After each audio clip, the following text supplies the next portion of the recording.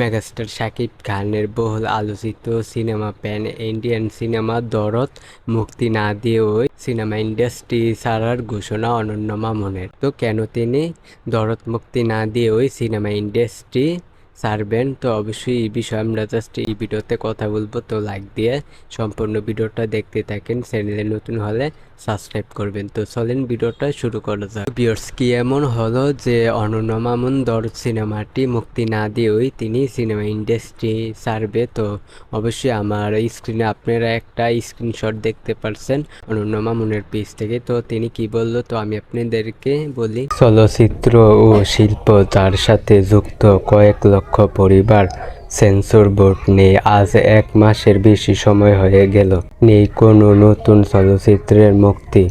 গত 1 মাসে চলচ্চিত্র ও সংস্কৃতি নিয়ে অনেকগুলো নতুন সংগঠনের ঘোষণা দেখলাম, কিন্তু সেন্সর বোর্ড বা চলচ্চিত্রের মানুষ কিভাবে বাঁচবে সেটা নিয়ে কেউ কোনো কথা বলছে না। চলচ্চিত্রের মানুষের পেট আছে, আমাদের ক্ষুধা লাগে, আমাদের ছেলে মেয়েদের লেখাপড়ার খরচ লাগে। হয় একটা সঠিক সমাধান দিন, অথবা চলচ্চিত্র বন্ধের ঘোষণা দিন, আমরা অন্য পেশায় চলে যাই। ভিউয়ার্স, আপনারা শুনতেই পেলেন অনন্য মামুন কি বললো। অনন্য মামুন সিনেমা ইন্ডাস্ট্রি কেন ছাড়বেন, তো এই বিষয়ে জাস্ট আমি আপনাদেরকে বলতো। তো বাংলাদেশের সেন্সর বোর্ড কিন্তু এখনো পরিপূর্ণভাবে গঠিত হয়নি। তো আমি কিন্তু আপনাদেরকে একটা নিউজ দিয়েছিলাম, শাকিব খানের দরদ সিনেমাটি কিন্তু সেন্সরে প্রদর্শিত হতে চলেছে। তো সবকিছু কিন্তু ঠিক থাকলে আমরা কিন্তু হলে গিয়ে দেখতে পারবো। তো এরকম একটা নিউজ আপনারা দেখেছেন। তো দরদ নিয়ে কিন্তু অনেক কিছুই হয়েছে। তো এখন কিন্তু আর কিন্তু